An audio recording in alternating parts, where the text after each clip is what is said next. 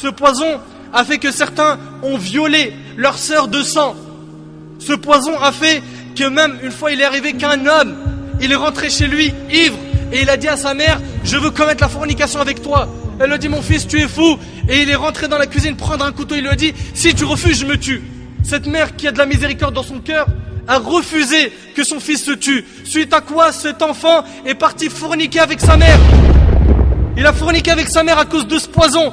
Le lendemain matin, quand il s'est réveillé de cette ivresse, il s'est rappelé de ce qu'il a fait. Il est parti prendre un bidon d'essence et il s'est brûlé. L'alcool est la mère des vices. On se doit de mettre en garde fermement toute notre communauté, les musulmans et les non-musulmans, car nous voulons le bien pour tout le monde.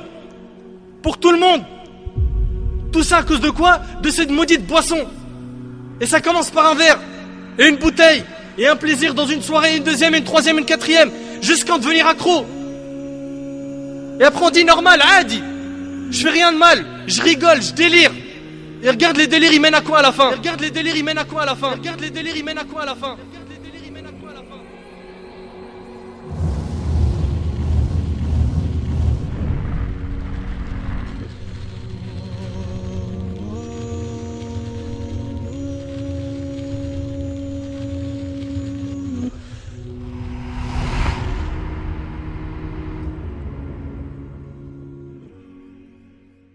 Tu vas les vendre dehors, là, dans la rue?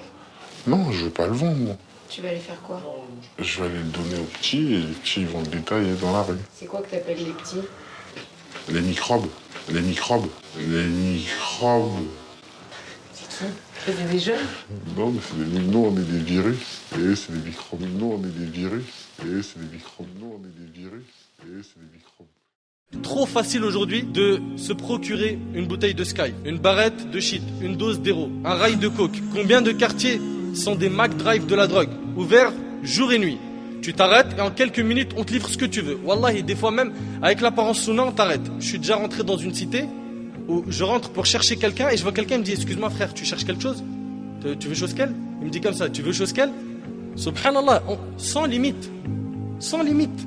Beaucoup de jeunes grandissent dans ces quartiers et ils voient leur grand frère, leur cousin qui a une belle vie. Il bosse pas, il se réveille tous les jours à 14h et il est tout le temps bien habillé. Hugo Boss, Louis Vuitton, des chaussures de luxe, grosse voiture, les lunettes, je te parle pas, Fred, Cartier, Boucheron, Ray-Ban. Il est tout le temps accompagné d'une femme. Alors ce jeune qui voit les gens dans son quartier vivre dans ce confort, il se dit: bah pourquoi pas moi? Pourquoi ne pas faire comme lui? Pourquoi ne pas chercher à lui ressembler pour vivre une vie pleine de joie et de bonheur? Selon lui, il pense que c'est une vie pleine de joie et de bonheur, alors que c'est une vie de risque et c'est une vie très très dure et amère. Ce qu'il veut, c'est devenir comme les types du film La Haine. Il veut pas se casser la tête à étudier, à travailler. Il est intéressé par l'appât du gain facile. Aujourd'hui, on a même des rappeurs, des chanteurs de reggae qui incitent à la consommation de ces poisons dans les morceaux que les jeunes écoutent en boucle malheureusement. Les jeunes deals, tout le monde le sait et tout le monde se tait. Beaucoup de jeunes sont tombés dans ce piège et cela a occasionné beaucoup de problèmes dans les familles, avec la justice. Beaucoup de jeunes musulmans sont en prison. Beaucoup de mamans pleurent et font la queue en prison pour voir leur fils au parloir qui les a fait souffrir par ces bêtises. C'est la dure réalité, mais la pure vérité. Et Allah tabarak wa ta'ala a dit dans Sourate Al-Baqarah, Sourate 2, versets 11 et 12, écoute bien ce qu'Allah tabarak wa ta'ala dit: وَإِذَا قِيلَ لَهُمْ لَا تُفْسِدُوا فِي الْأَرْضِ قَالُوا إِنَّمَا نَحْنُ مُصْلِحُونَ أَلَا إِنَّهُمْ هُمُ الْمُفْسِدُونَ وَلَكِنْ لَا يَشْعُرُونَ. Et quand on leur dit: ne semez pas la corruption sur la terre, écoute ce qu'Allah dit: ouvre-moi ton cœur et accueille ces paroles.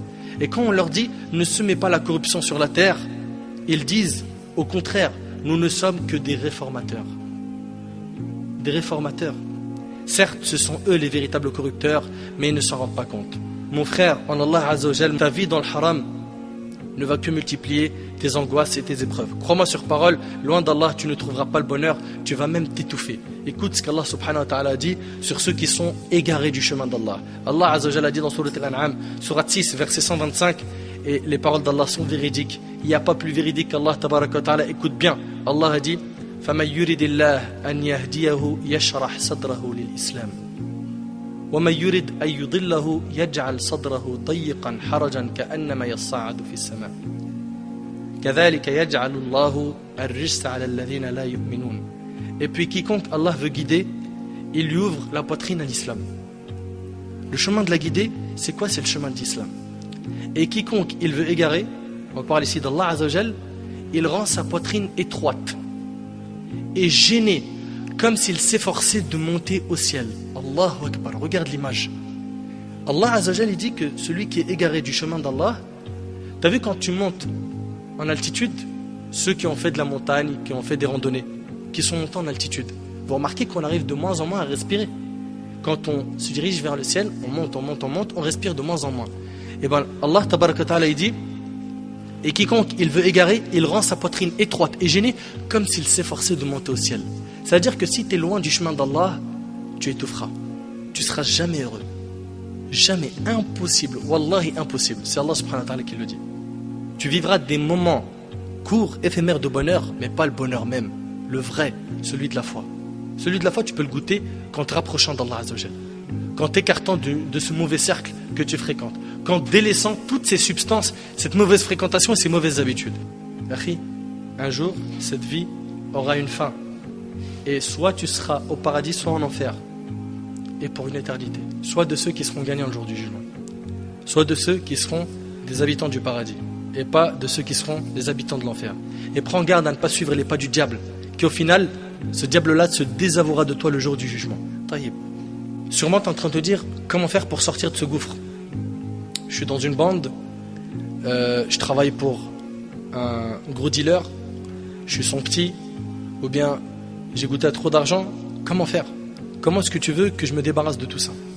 Premièrement, commence déjà par reconnaître que ce que tu as fait, c'est un grand péché et que ça mérite un repentir. Ça, c'est la première chose. Parce que tu ne pourras jamais te repentir si tu ne reconnais pas que ce que tu as fait, c'est super grave. Deuxièmement, le repentir sincère. Le repentir sincère, ses conditions sont au nombre de 4. 1. Le regret. Tu dois regretter, tu dois être sincère dans ton regret. À chaque fois que tu penses à ce péché, tu dis « j'ai fait une énormité ». Tu regrettes ce que tu as fait. 2. Que tu te détaches immédiatement du péché. Tu vendais, tu dealais, tu consommais de l'alcool, de la drogue, la cigarette, tu te repens. Tu te repens, c'est-à-dire tu regrettes et tu te détaches immédiatement du péché. Parce que continuer à faire le péché et dire je me suis repenti, il est où ton repentir? 3. Être déterminé à ne plus jamais recommencer le péché. Et ça c'est très dur. Parce que certains regrettent, se détachent, mais ils disent si l'occasion se présente où on peut, petite darka, soirée, shit, alcool, pourquoi pas? Donc il n'est pas déterminé à ne plus le refaire. Et donc les conditions du repentir ne sont pas réunies. Le repentir, c'est pas une parole. C'est dur, c'est un travail du cœur, c'est très dur. 4. La restitution des dépôts aux ayants droit. Si tu as volé quelque chose, tu as pris des choses qui ne t'appartiennent pas, tu dois les rendre à leur propriétaire. Ça, c'est les conditions du repentir. Et si tu te repens, je t'annonce une bonne nouvelle. Le prophète alayhi salatu wassalam a dit At-ta'ibu min adh-dhanb kaman la dhanba lahu. Celui qui se repent du péché, c'est comme si il ne l'avait pas fait. T'imagines? Encore mieux que ça, Allah tabaraka ta'ala dit sauf ceux qui se repentent, croient et accomplissent de bonnes œuvres, ceux-là, Allah changera leurs mauvaises actions en bonnes. T'imagines? Garde espoir. C'est-à-dire que avec tout ce que tu as fait comme péché, comme énormité, si tu as fait du meurtre, si tu as fait des braquages, si tu as violé, si tu as bu, si tu as fait plein de bêtises de ce genre, sache que le repentir, non seulement il va effacer tes péchés, mais mieux que ça encore, il va les transformer en bonne action. À condition que tu te repentes sincèrement. La porte, elle est toujours ouverte.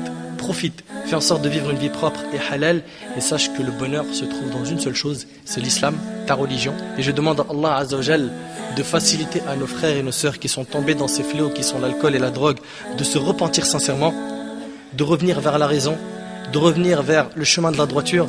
Et si on a été un petit peu sévère dans ce dars, wallahi, c'est parce qu'on veut votre bien. On a peur que vous finissiez dans les feux de l'enfer. On a peur pour vous, wallahi on a peur pour vous. Donc remettez-vous en question et sachez que celui qui vous parle, il veut votre bien et Allah en est témoin, et qu'Allah subhanahu wa ta'ala accepte nos œuvres et nous facilite la réforme. وأسأل الله سبحانه وتعالى أن ينفعني بما قلت وأن ينفعكم بما سمعتم هذا والله أعلم وبارك الله فيكم والسلام عليكم ورحمة الله.